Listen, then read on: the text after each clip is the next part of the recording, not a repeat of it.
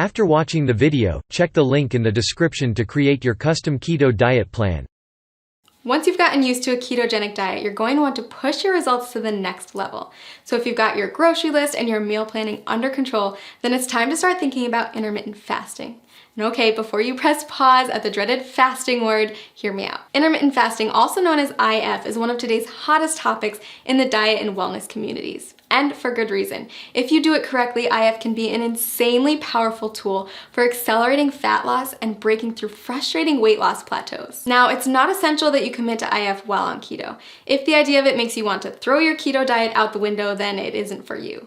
But if you're up for another adjustment with the potential to ramp up your weight loss and turn you into a fat burning machine, then keep watching. IF basically boils down to two terms, feeding and fasting. You're in a feeding state when you're eating, and all the times in between, you're fasting. Easy, right? Okay, so here's the deal. There's several different methods for fasting, and you get to choose which one works best for your lifestyle. Most people find that at least one of the following is compatible with their life and fits well into their daily routine. Option 1, skip meals that prolong the time your body's in a fasting state. Most people choose to skip breakfast or lunch. Option 2, rely on the eating windows method. This approach involves eating between a 4 and 7 hour window every day and fasting for the rest of it. Option 3, not for the faint of heart. Your third choice is to commit to a 24 to 48 hour cleanse. It's more of an extended fast, and I don't recommend it if you're just getting started with IF. So how do you know which option is best? If you're just getting started with fasting, option 2 is probably the way to go. We found that restricting yourself to specific eating windows tends to work well for new fasters. For example, tons of people have tremendous success only eating between 5 and 11 p.m. And don't forget that the time you spend asleep will account for a chunk of that time. Let's take a closer look at how it works. Say you finish eating at 6 p.m. and start eating again at noon the next day. That means you fasted for 18 hours and eaten for 6. In other words, you've achieved an 18-6 window. If you finish eating as early as 5 p.m. and don't eat again until noon the next day, then you've fasted for 19 hours and eaten for 5, or you've achieved a 19-5 window. You don't have to adhere to IF every day. You can try it out once a week at first, listen to your body, and then add in more IF days over time. So why does IF work anyway? The first and simplest reason is that our bodies can only take in so much food at a time.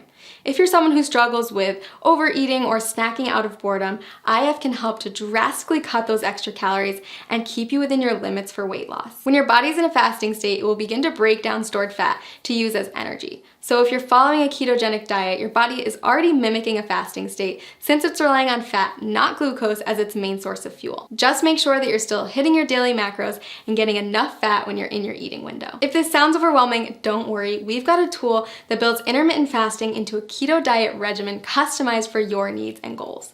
Click the link below this video to discover your personalized plan. And keep in mind that the benefits of IF go far beyond weight loss. After all, there's a reason why every wellness community is talking about it, and why thousands of today's top performers have made it a part of their daily routine. People who practice fasting on a regular basis reap tremendous health benefits in many areas, not just by turning their bodies into maximum fat-burning machines. Nobel Prize winner Yoshinari Asumi discovered that fasting can trigger autophagy, which is essentially a deep cleaning process for your cells. Autophagy helps to stop the aging process, reverse disease, and prevent cancer. It's basically the body's way of cleaning out cells by recycling non-essential components like damaged proteins and getting rid of invading microorganisms and toxic compounds. Like most complex mechanisms, your body needs a break from feeding, so it can focus on performing these other functions instead. Not only does fasting trigger autophagy, it also increases the number of ketones in your bloodstream more than a keto diet alone will do. When you start practicing IF, you may find yourself more focused than usual. That's because your body is running on ultra premium fuel. If you're on keto, you may have already experienced this heightened mental clarity.